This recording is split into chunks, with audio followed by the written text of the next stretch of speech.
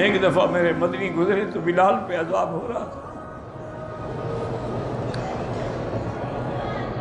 اللہ اکبر اللہ، تمہیں تو مفت میں اسلام ملا ہے نا جی، باپ مسلمان تھا، ماں مسلمان تھی، پٹواری نے بھی مسلم کھاتے میں نام لکھا ہوا ہے، ڈنڈی کارڈ بھی تمہارا مسلم کا بنا ہوا ہے، تمہیں اسلام کی کیا قدر ہے؟ تم نے کون سا اسلام کے لیے خون بہایا ہے؟ اسلام کے نام پہ تم نے کچھ فائدہ ہی اٹھایا ہے، کوئی نقصان تو نہیں اٹھایا۔ یہ تو ان کا کمال ہے نا جنہیں مار کھا کے اسلام کو نہیں چھوڑا۔ حضور جب گزرے تو حضور کے آنسو مبارک نکل آئے۔ حضرت بلال نے کہا احد احد احد، حضور نے فرمایا بلال احد ینجی کا، صلی اللہ علیہ وسلم، اور بلال وہی تمہیں چھڑائے گا۔ اب دیکھیں یہ ایمان ہے، بلال تڑپ رہا۔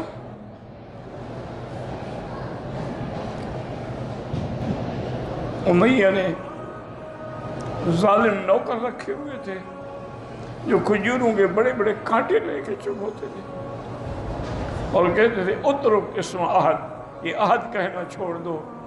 بلال کہتا تھا جو مرضی آئے کر دو۔ بے ہوشی میں آنکھ کھلی تو دیکھا کہ بوڑھی ماں سرانے بیٹھی ہوئی، ماں ہے نا آخر، تمہیں ماؤں کا کیا پتا ہے، تم بیویوں کے جوتے اٹھانے والے ہو، تم نے ماں باپ کی قدر چھوڑی، اللہ نے تمہیں ذلیل کر دیا کہ عورتوں کے جوتے اٹھا کے پھرو۔ بلال کو ہوش آیا تو اماں نے کہا بلال میں بھی بیٹا مسلمان ہو چکی ہوں، میں نے بھی اسی نبی کا کلمہ پڑھ لیا ہے، لیکن جان بچانے کے لیے تم وقتی طور پہ انکار کر دو تاکہ ان ظالموں سے کچھ تو جان چھوٹے۔ تو حضرت بلال ہنس پڑے۔ اماں نے کہا شاید میرا بیٹا پاگل ہو گیا مار پڑنے سے، یہ ہنسنے کا مقام ہے۔ تو والدہ نے پوچھا بلال کیا بات ہے؟ انہوں نے کہا اماں آج مجھے یقین ہو گیا ہے کہ قریش ہار گئے اور بلال جیت گیا۔ انہوں نے کہا وہ کیسے؟ انہوں نے کہا اگر ان میں طاقت ہوتی تو میری ماں کو سفارشی لے جاتے، ان کی قوت جواب دے گئی، اس لیے میں خوش ہو رہا۔ میرے عزیز کبھی غور کیا کرو کہ سیدہ آسیہ امرأۃ فرعون، اس کا پتہ ہے کیا عالم تھا کہ فرعون نے ہاتھوں میں اور دونوں پاؤں میں بڑے بڑے لوہے کے میخیں ٹھوکی ہوئی تھی اور بیوی لیٹی ہوئی، اور اوپر منجنیق میں ایک بہت بڑا پتھر کھڑا کیا ہوا تھا اور سر پہ کھڑا تھا۔ کہتا آسیہ تم موسیٰ کا کلمہ پڑھنا چھوڑ دو ورنہ پتھر ڈال کے تمہیں کچل دوں گا۔ اس وقت بی بی دعا مانگ رہی، اس طرح دعا مانگو دیکھو قبول ہوتی ہے کہ نہیں ہوتی۔ تم تو سگریٹ کی ڈبیاں بھی جیب میں ہیں اور دعا مانگ رہے ہو۔ اس عالم میں بی بی نے دعا میں رب ابن لی عندک بیتا فی الجنہ، بی بی نے کیا دعا مانگی ہے کہ اللہ قیامت میں میرا گھر اپنے سب سے زیادہ قریب بنانا۔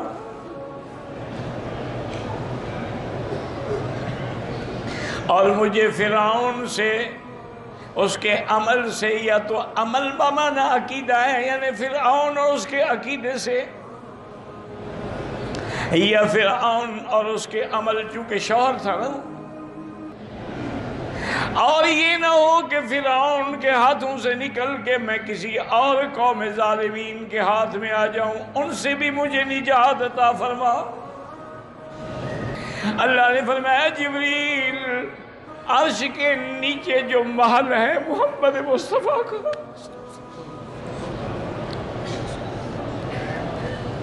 مقام محمود، دعا کرو اللہ ہمیں حضور کی شفاعت نصیب۔ دل سے دعا کر لو، کعبے میں بیٹھے ہو، موت ایمان پہ آئے، آخری کلمہ لا الہ الا اللہ ہو، اور حوض کوثر سے حضور کے ہاتھوں سے پانی، یا اللہ اگر آپ ہمیں زمزم پلا سکتے ہیں تو حوض کوثر کا پانی بھی تو پلا سکتے ہیں، لیکن ایک مسئلہ بھی سمجھ لو، زمزم کا پانی حوض کوثر سے افضل ہے۔ محدثین نے لکھا ہے کہ جب حضور کا دل دھونے کے لیے جبریل آئے تھے نا، ہر چیز جنت سے لائے تھے لیکن پانی زمزم سے لیا تھا، تو جبریل اگر حوض کوثر سے پانی لے آتے کو تھک تو نہ جاتے نا۔ معلوم ہوا کہ افضل نبی کا دل جو ہے وہ افضل پانی سے دھویا جائے گا۔ اور سب سے اعلیٰ مقام جنت میں کس کا ہوگا؟ حضرت محمد مصطفیٰ کا صلی اللہ علیہ وسلم۔ نہ پڑھنا، درود شریف نہ پڑھنا، تم نے میلاد منانا ہے، درود پڑھ کے کیا کرو؟ بس جھنڈیاں لگا دو گے، بتیاں جلا دو گے، بس کافی ہے وہی۔ اس کا پتہ نہیں ثواب تمہیں حضور دیں گے یا خدا دیں گے۔ سب سے اعلیٰ مقام جو جنت میں ہے وہ میرے مدنی محمد مصطفیٰ کا ہے۔ اور بی بی آسیہ کی دعا کیسے قبول ہوئی؟ وہ قیامت میں بیوی بنے گی محمد مصطفیٰ کی، تو حضور کے گھر میں آئے گی نا۔ جب حضور کے گھر میں آ گئی تو سب سے اعلیٰ مقام اللہ کے ہاں جو ہے اس کو مل گیا۔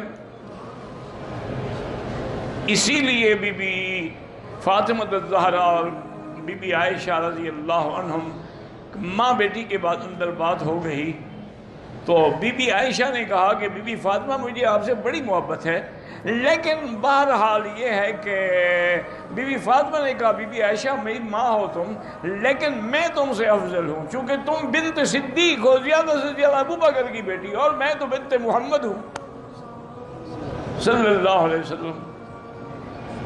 عائشہ بھی تو عائشہ تھی نا، اسی لیے تو نہیں کہا حضور نے کہ آدھا دین عائشہ سے سیکھ لو۔ بی بی عائشہ نے کہا بی بی فاطمہ دنیا کی باتیں نہ کرو، آخرت بھی کرو۔ جب قیامت کا دن ہوگا تم علی کا ہاتھ پکڑ کے جاؤ گی، میں نبی کا ہاتھ پکڑ کے ان کے گھر میں جاؤں گا۔ اب بتاؤ افضل کون ہے؟ بی بی فاطمہ ہنس پڑی، انہوں نے کہا اماں جان آپ کسی کو بات کرنے کا موقع نہیں دیتی۔ تو بہرحال اللہ نے ان کی دعا بھی سن لی اور بلال کی دعا بھی سن لی کہ حضور جب آئے تو آپ نے ابو بکر کو بلایا اور فرمایا صدیق بلال پہ بڑا ظلم ہو۔ اللہ اکبر اللہ اکبر۔ بس صدیق تو اشارے سمجھنے والا عاشق تھا، تو سمجھ گیا۔ فوراً آیا امیہ کے پاس کہ بھی بلال کو بیچو گے؟ اس نے کہا تمہارے پاس فلاں غلام جو ہے نا عیسائی نصرانی، وہ تمہارے دین پر بھی نہیں ہے، اگر وہ غلام اور 40 اوقیہ سونا مجھے بلال کے بدلے میں دو پھر میں چھوڑوں گا۔ اور کہا لے لو۔ حضرت صدیق نے بلال کو آزاد کرایا۔ واہ بلال، سبحان اللہ، رضی اللہ عنہ۔ جب آزاد ہو کے آئے تو پتہ ہے بلال نے کیا پوچھا؟ انہوں نے کہا ابو بکر تم نے مجھے اپنے لیے خریدا ہے یا اللہ کے؟ اگر اپنے لیے خریدا ہے تو میں تمہارا غلام ہوں۔